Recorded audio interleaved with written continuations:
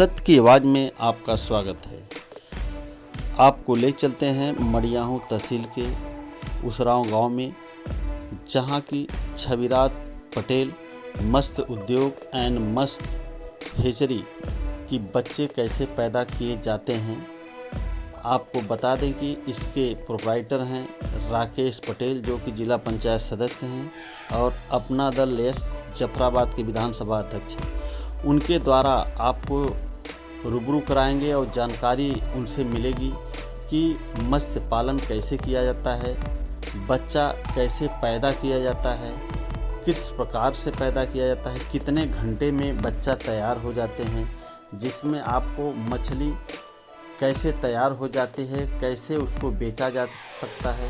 अगर आज के युवक अगर मत्स्य उद्योग करते हैं तो उनसे भी काफ़ी पैसा कमाया जा सकता है, ये राकेश पटेल जी का कहना है।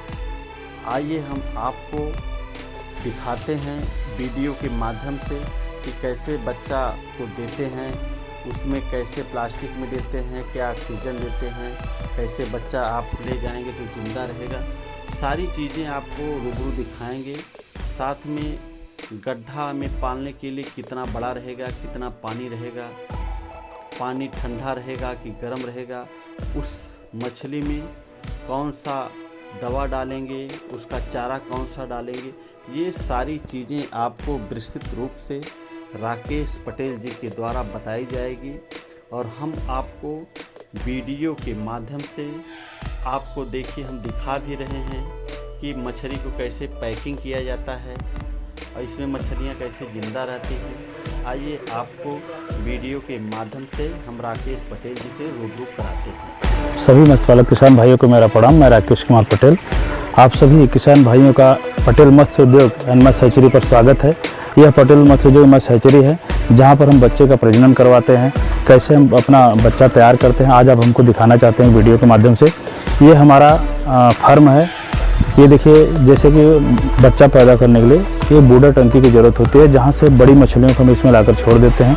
यहाँ से रिफ्रेश करते हैं। इंजेक्शन करने के उपरांत यह 12 घंटे के लगभग बाद यह अंडा देते हैं और अंडा देने के उपरांत यह अंडा इस सर्कुलर टंकी में, जिसमें पानी जो है 24 आवर कंटिन्यू रन करता है, इसमें अंडा आने के बाद 12 घंटे बाद यह अंडा जो है फूट जाता है और 12 घंटे के बाद यह अगले कम से कम 60 घंटे ये कंटिन्यू रन करता है। आप इसमें देखेंगे कि छोटे छोटे बच्चे इसमें फूट चुके हैं, क्योंकि आज ये 4 दिन इस बच्चे को हो गया है। यह सोमवार को इंजेक्शन हुआ था और आज आपका है बृहस्पतिवार। तो यह जो है कि कल सुबह 7 बजे इसकी डिलीवरी हो जाएगी, जिसे हम तालाब में छोड़ देंगे।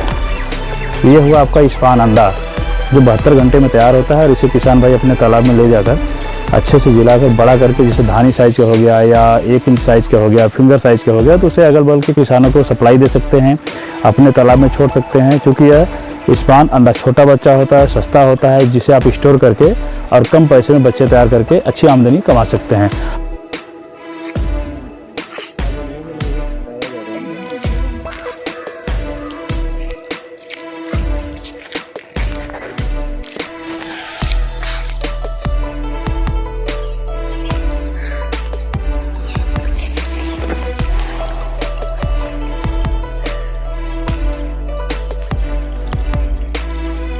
भाई, अभी मैंने आपको बताया कि बच्चे का प्रजनन या बच्चे का पालन कैसे होता है, नर्सरी कैसे तैयार की जाती है, पानी कैसे तैयार किया जाता है, कितना पानी होना चाहिए, उसमें कीट पतंगे या किसी प्रकार के बैक्टीरिया तो कौन सी दवा डाली जाती है।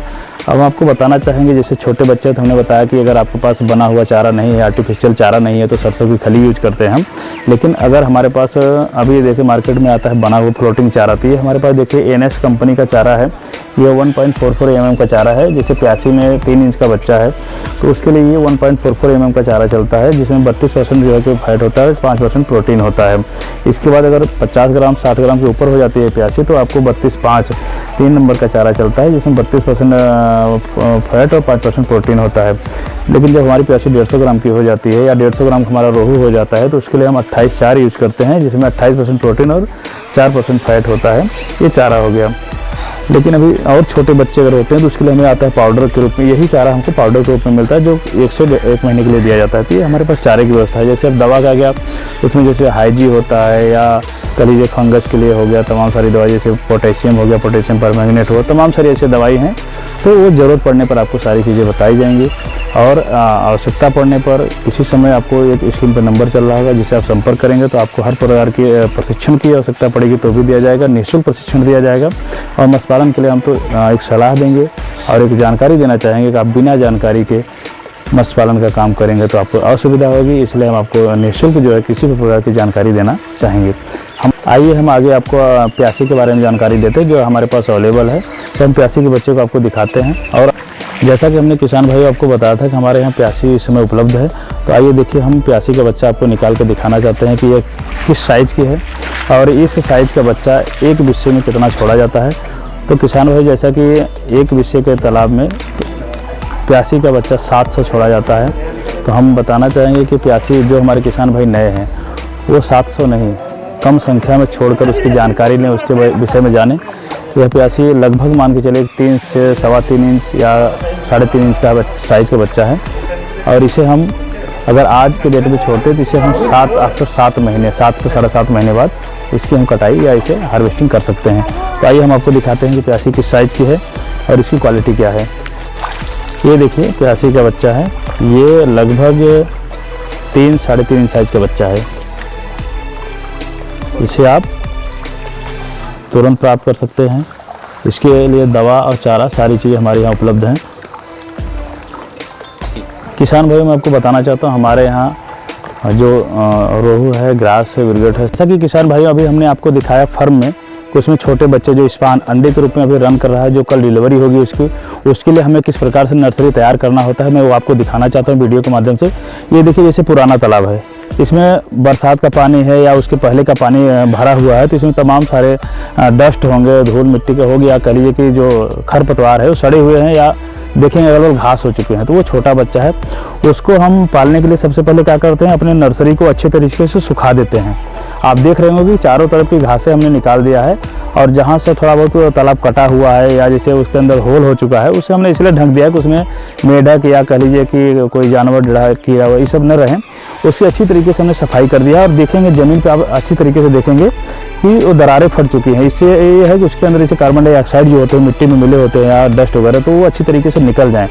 इसके निकल जाने के बाद हम क्या करते हैं, जैसे कि हमारा तालाब अगर 1 बीघे का है तो एज ए 20 बिस्सा, तो उसमें हम क्या करेंगे 20 किलो बरी वाला चूना ले लेंगे। उसको अच्छी तरीके से हम 1 दिन पहले भिगो देंगे तो फूल कर अच्छी तरीके से घुल जाएगा। उसे हम सुबह इसमें पानी डालकर 4 फुट पानी कर देंगे और उस चूने का छिड़काव कर देंगे। चूने का छिड़काव करने के 1 दिन बाद हम अगर 1 बीघे का तालाब है तो उसमें कम से कम 15 से 20 किलो सरसों की खली भिगो लेंगे और पूरे तालाब में छीड़ देंगे।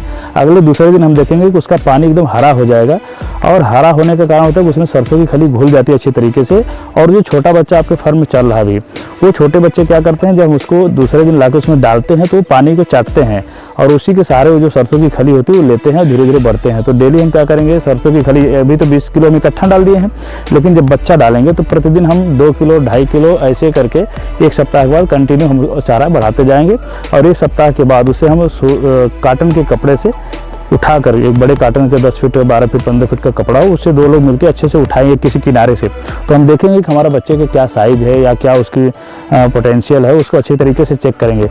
अभी हम आगे दिखाते हैं कि हमने एक तालाब जो है कि तैयार करके रखा, जिसमें हम कल जो है कि पाउंड टंकी का बच्चा उतार कर उसमें डालेंगे। अभी हम उसको दिखाना चाहते हैं कि हमारा तालाब एकदम रेडी हो चुका है।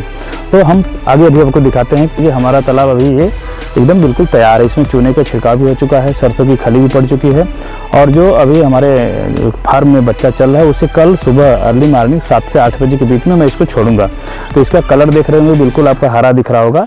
और जैसा कि आप देख रहे हैं अभी पानी भी कंटिन्यू मैं इसमें डाल रहा हूँ और ये पानी अभी तब तक जाएगा जब तक इसमें 4 फीट पानी ना हो जाए, ताकि इसमें जब सुबह हम बच्चा छोड़ेंगे तो इसके लिए पर्याप्त मात्रा में इसे धूप निकलती है तो कम से कम वो पानी गर्म ना हो, चूँकि बच्चे बहुत छोटे होते हैं और गर्म पानी में चारा लेने के लिए अगर ऊपर आते हैं तो वो मरते हैं और कटते हैं, इसलिए 4 फीट पानी होना अनिवार्य है।